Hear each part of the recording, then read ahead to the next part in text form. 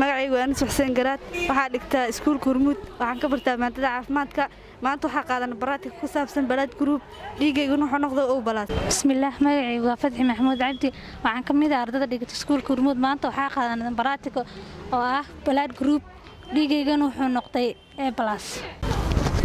السلام عليكم magacaygu waa Ayaan Cabdulaahi waxaan ka mid ahay ardayda dhigata iskuulka Hormuud waxaan ka bartaa maadada caafimaadka maanta waxaan qaadanay baraatig ku saabsan blood group dhiigaygana wuxuu noqday O+. bismillaahir rahmaanir rahiim magacaygu waa Nimco Xuseen Cabdi waxaan dhigtaa iskuulka Hormuud waxaan ka dhigtaa maadada caafimaad guud waxaan maanta qaadanay baraatigada blood group dhiigaygu wuxuu noqday O+.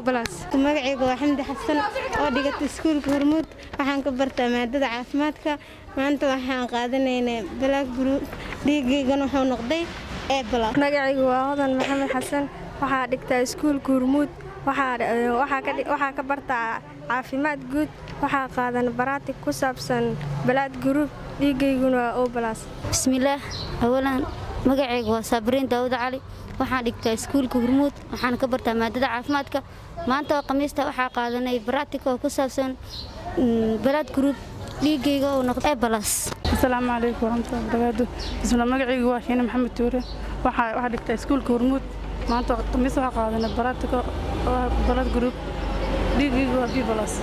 أولاً السلام عليكم ورحمة الله تعالى وبركاته magacaygu waa Hiyo Maxamed Xasan waxaa dhigtaa iskuulka Hormuud waxaa ka bartaa maadada caafimaadka maanta waxaa qaadanay baraatig ku saabsan blood group dhiigayguna wuxuu noqday A+.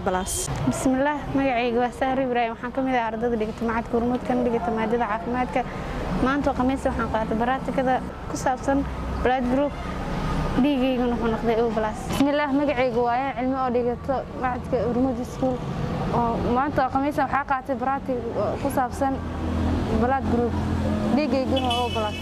aniga magacayga ah Nimco Cabdiqaadir Cabdi ayaa maanta waxaa qaadanay baraatig ku saabsan blood group dhiigayguna